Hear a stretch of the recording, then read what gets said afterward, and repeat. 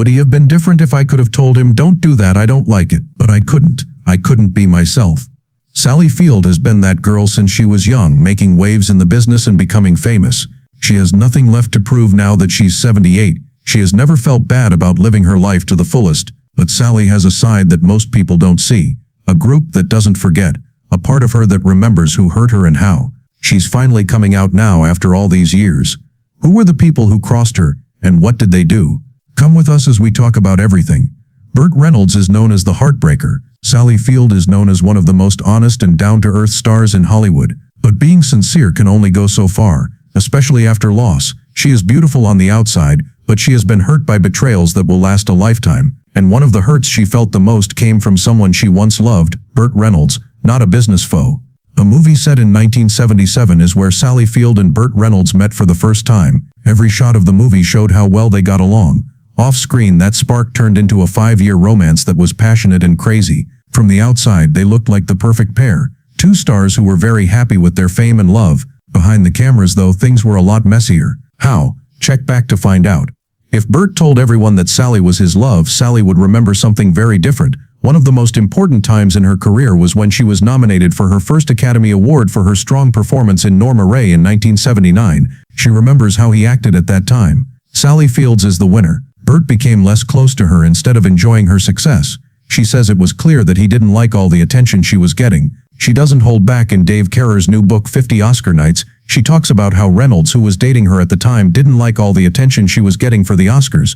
That nomination was her big break from light comedic parts to serious dramatic roles. Burt made her feel small instead of helping her. Reynolds had already made it clear that he wouldn't be with her at the 1980 ACE Awards. He said no to going with her as her date. David Steinberg, a comedian, and his wife Judy, who are Sally's friends, made sure she still had a great night. The damage was already done when they picked her up in a limo with champagne. It turned what could have been a lonely night into a happy party.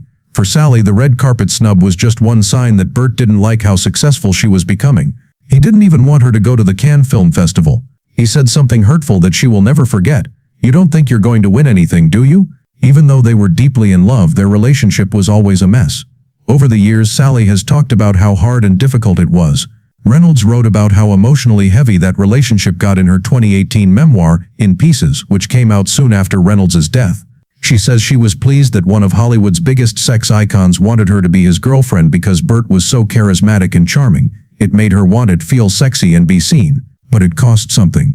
She says that she started to change into what he wanted. She dressed, walked, and lived for him. She wrote, "I wanted to be everything he ever wanted." She stopped living for herself, though, over time. Over time, Burt became more and more bossy. He liked some things about her, but not all of her. She said yes to marrying him more than once, and they worked together again in a few more funny movies like Smokey and the Bandit. She knew something wasn't right, though. She started to worry about his health, too. It got to the point where she was worried that Burt was regularly using a mix of drugs including Percodon, Valium, and barbiturates, but he cut her off every time she brought it up. He wasn't able to go to therapy. He didn't want to hear it or change. As their relationship got worse, Sally's job went through the roof. In 1980, she won her first Oscar for Norma Rae.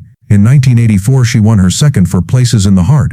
She and Burt had already split up by that time. His career went downhill, but he came back in the late 1990s with the role he played in Boogie Nights that was nominated for an Oscar. Even though it hurt, Sally never said bad things about him in public while he was still alive. Burt told the press that he felt bad about how things finished between them when his autobiography, But Enough About Me, came out in 2015. He talked about how much he admired Sally's skills and how happy he thought they would have been together in interviews. "The thing you regret most is not being able to make things work with Sally Field, and you recently said that you still really miss her. You love her very much. I miss her a lot." He even talked about how hot he found her ability on Today, just a few months before he died in 2018. This was something he had tried to hide in the past. "She was someone I really wanted because she smoked. They said, well, she's not hot. I told them you don't get it. Talent is hot." But Sally wasn't feeling the same way. She said in an interview in 2016 that they hadn't kept in touch, and in an interview with the New York Times in 2018, she said that the relationship was caring at first but hurtful in the end. In her autobiography, she wrote that Burt was controlling, just like her abusive dad. The connection was strong but not good for them. Once Burt died, Sally wrote a short, sad statement in which she said that the moment she shared with him would always be in her thoughts. But there was also relief behind that beautiful goodbye. She told him she was glad he would never read her autobiography, especially the parts she wrote about him. But not all of Sally's toughest co-stars were ex-lovers. Different people like Tommy Lee Jones left their mark in very different ways. Tommy Lee Jones, the egotistical one. It's possible to wish away some touches that will always be in your mind.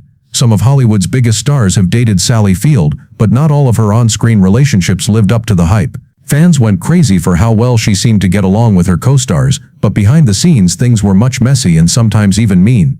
There was one kiss that stood out for all the wrong reasons. When asked about her worst on-screen kiss, Sally didn't think twice. No one else could beat Tommy Lee Jones. They were both in the 1981 romance comedy Back Roads. She played a rough sex worker, and he played a broke boxer. Sally says that the story called for passion, but what she got was awkward, cold, and unforgettable in the worst way. In the end, she said that Tommy Lee Jones was going through what she called a bad time in his life at the time. She made it clear that she still loved him as a person, but the kiss was so rough that it was at the bottom of her list. In fact, it was so bad that he went looking for her years later just to say sorry. Things didn't end with the kiss, though. It might have even just begun. It was clear that they were angry at each other while the cameras were running. But what fans didn't know was that Field and Jones hated each other very much when they weren't on TV. Martin Ritt, who directed the movie, even said that the reason it didn't do well was because they couldn't get along. Afterward, he admitted that not only was the script bad, but the actors' personalities clashed, making it impossible to make the movie come to life the way he had planned. There was no love between them behind the scenes, even though they were dating on screen. But time has a funny way of making things smoother. Field and Jones got back together on the set of Lincoln in 2012, more than 30 years after their rough patch. This time they were political partners. Both of them gave performances that were nominated for Oscars, and luckily there were no awkward kisses. There are some good stories about Sally's co-stars though. She lit up right away when asked which on-screen kiss was her favorite. James Garner. She smiled and leaned back in her chair, lost in the memory so much that her eyes almost closed. She didn't have to think about it. She told him that Garner got it now. He had it, no matter what it was. Not only did that kiss change the scene, it also changed Sally. Even after years had passed, she still seemed to remember it in a special way. It wasn't just acting that made them click, it was real chemistry. James Garner died in 2014 at the age of 86, but it's clear that he made an impact that will last. While Jones made her sad, he made her smile. Some co-stars left her with angry and sad memories, but Garner left her with a memory she could close her eyes and go back to. No need to be angry or say sorry. Robert Blake. Before she worked on Say Goodbye Maggie Cole, Sally Field had worked with a lot of different kinds of people. Some were passionate, some were tough, and some were memorable for all the right reasons. But nothing was quite ready for Robert Blake. What started out as just another acting job turned into one of the worst and most stressful times of her career very quickly. Blake, who is known for his intense playing and volatile personality, did more than just make his character intense. He made the whole process unstable. Sally had trouble getting into a flow from the start. Blake was always making things up on the spot, which messed up scenes that had been carefully planned and practiced. He would change lines without warning, go off script in the middle of a conversation, or do random things that messed up an otherwise good take. Some people might have thought it was creative spontaneity, but Sally saw it for what it was, a complete lack of care for everyone else on set. That wasn't the end of the damage though. Blake's actions left a trail of mental trash behind the scenes. Crew members talked behind his back about how his moods would change quickly and how often he would lose it. On some days, he would be eerily quiet and very focused. The next minute, he'd lose it over a change in lighting or get angry at a worker for just doing their job. Nobody, not the cast or the crew, was safe from the daily stress that was like smoke in the air. Sally was already having a hard time with her part, and now she had to do more than just act. She was always trying to be the peacemaker. She used her strong will to try to calm Blake's temper tantrums, reassure crew members who were upset, and keep the production from falling apart.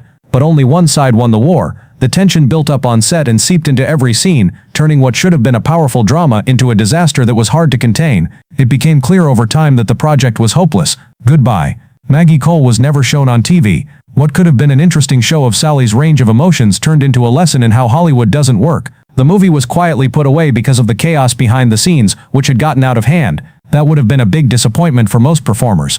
This event had a bigger effect on Sally though. She later said it wasn't just annoying, it was traumatic. An awful experience with a man whose actions not only slowed her down at work but also hurt her pride. When she thought about what had happened, she didn't hold back. For Sally, Robert Blake was definitely the second type of actor. There are actors who act, and there are actors who try to make everyone else small just so they can feel big. Yes, that was more than just a criticism. It came from a wound. Goodbye. Maggie Cole didn't give her any awards, a premiere, or a legacy on screen, but it also made her swear something. She would never again put up with chaos that looked like brilliance. She would never again squeeze herself down to fit someone else's storm. Not only did it change Sally Field as an actress, but it also changed her as a woman who had earned the right to demand respect and should no longer feel bad about it. But storms didn't always happen because men were acting strangely or sets didn't work. Some of them came from women like Sally, who had worked hard their whole lives to get where they were and didn't want to share the view. The movie Silent Warfare, which was one of the most famous girl power movies of its time, put Field in the middle of the fight between Sally Field and Shirley Mullen. People loved Steel Magnolias when it came out in theaters in 1989. It was a beautiful, sad and happy celebration of female friendship, love and loss, and it had a great cast that included Dolly Parton, Olympia Dukakis, Daryl Hannah, Julia Roberts, Sally Field and Shirley Mullen. Many people of all ages fell in love with the movie, but behind the scenes things were not as nice as they seemed, especially between Shirley Mullen and Sally Field. Their characters often fought on screen. Sally played Menlyn Eaton, a mother who was both kind and strong-willed and was going through the heartbreak of losing her daughter. Shirley played Weezer Budrow, the grumpy old man in town who had a sharp tongue and an even sharper glare. It turned out that their made-up tension wasn't really made up. Starting from the first days of shooting in Nakiyo, Louisiana, the two actresses had a lot of sparks, not the magnetic kind that makes things look better, the kind that rubs against each other.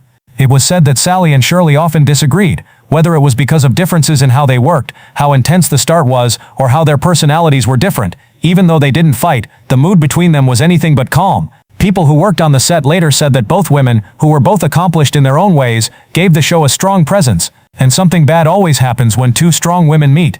There were times when they just didn't agree on how to direct a scene. Sometimes it felt like business respect and personal space were at odds with each other. They seemed to have the same energy off-screen in their relationship in the movie as well. There were times when Melon and Weeze were bitingly sarcastic and tense.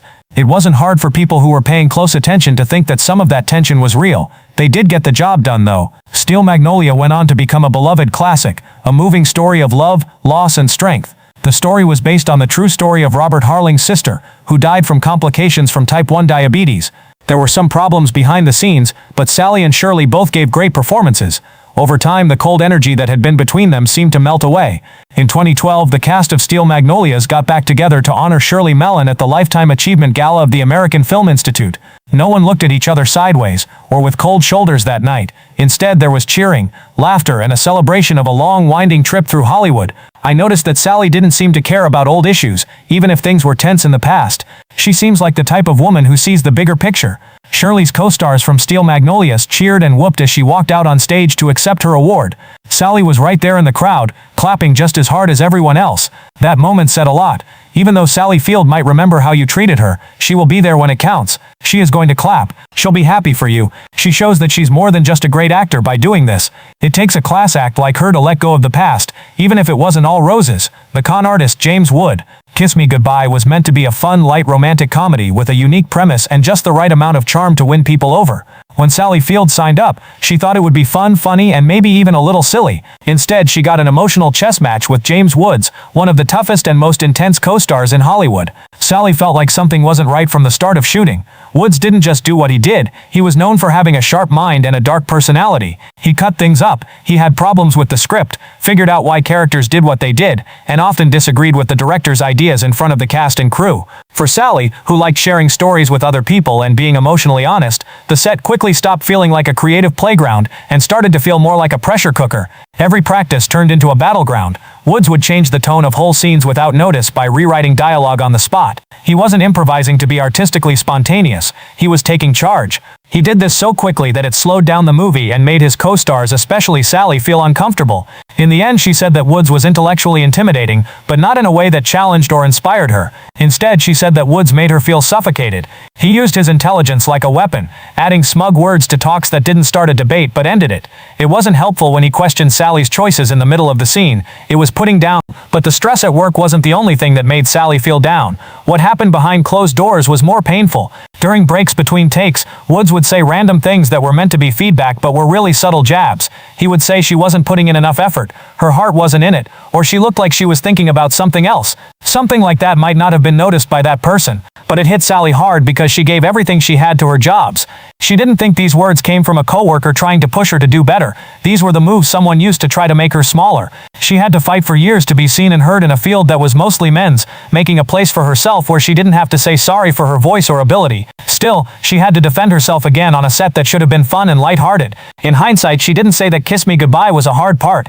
It wasn't the character that was hard. The hard part was dealing with the mental battles that came with it. Being on a tightrope every day was hard. It wasn't because of the story but because of the man next to her, who seemed more interested in being in charge than in making something beautiful. When the shoot was over, Sally didn't just leave because she was tired. She left with a plan. She wasn't just worn out after that. It changed her. She promised herself something in private. She would never again let someone who thought they were smarter than her lower her voice. She didn't think that promise would be put to the test so soon. Not on a movie set, but in a casting room, where the lines between a chance and being made fun of became very fuzzy in the strangest way. Dustin Hoffman, the monster no one saw coming. A lot of people think that Dustin Hoffman is a legend who won an Oscar for his roles in The Graduate, Tootsie and Kramer vs. Kramer, which made him one of the best actors of his time. But the Dustin Hoffman that Sally Field met wasn't the recognized artist or peer that she had heard of. He was a terrible letdown and a painful lesson that being good on screen doesn't always mean being honest behind the scenes. Their names were never put together on a movie cover, but they did cross paths for a short time that people will remember. At the beginning of the 1980s, Sally was asked to do a chemistry read for a movie that never got made. On paper, it looked like a great chance, a captivating part opposite one of Hollywood's most famous stars. But quickly, what should have been a creative partnership turned into one of the lowest points in Sally's career. Sally told her that Hoffman was already in charge of the room before she even got there. He was chatting with the producers, making jokes and giving his unasked-for thoughts on the story. The atmosphere screamed dominance rather than discovery. As soon as she started to read, Hoffman cut her off several times. Not to work with her, but to correct her. He picked apart her performance, questioned her character choices, and said condescending things that took away from the scene instead of adding to it. What was meant to be a calm audition turned into a public beating very quickly. Sally didn't think she was a serious actor trying out for a part. In the end, she said it made her feel like she was in school and the smart kid was giving her a lecture. It wasn't a training. There was no complaint at all. It made them look bad. A mutual contact told her what Hoffman had said afterward, which made the pain worse days later. From what they say, Hoffman admitted that he ruined the test on purpose by supposedly telling other people that they wouldn't get along, and that he had made sure of that. As for Sally, that went from being rude to being mean. She thought about what happened for weeks. Did she read wrong? Was she not strong enough in the room? But over time, certainty took the place of doubt. It wasn't her fault that she failed. Hoffman couldn't help but want to be in charge and show that he was the best person in the room at all times, even if it meant hurting someone else. After the fact, Sally said it was one of the most embarrassing times in her career, but it was also a turning point. Not only did she leave that interview hurt, but she was also determined. She promised herself that she would never work with guys who thought they were smart when they were just cocky. She kept her word and never did. In a strange twist, Sally and Hoffman were back in the spotlight not long after that violent fight. Hoffman won the Best Acting Award for Kramer vs. Kramer at the 1980 Academy Awards. Sally won her first Academy Award. Even though they were on the same stage, their paths were very different. Even though Hoffman's skill was still being praised in Hollywood, Sally was quietly carrying a different message. One that wasn't caught on film or put into a script, but changed her future. The same. She didn't just quit that job that day in the audition room. She left with a better sense of how valuable she was, and how powerful it is to not let another man's ego make her feel less important. Which names on the list shocked you the most? Let us know what you think in the space below. Click the next movie on your screen and don't forget to like, share, and subscribe for more. It's fun.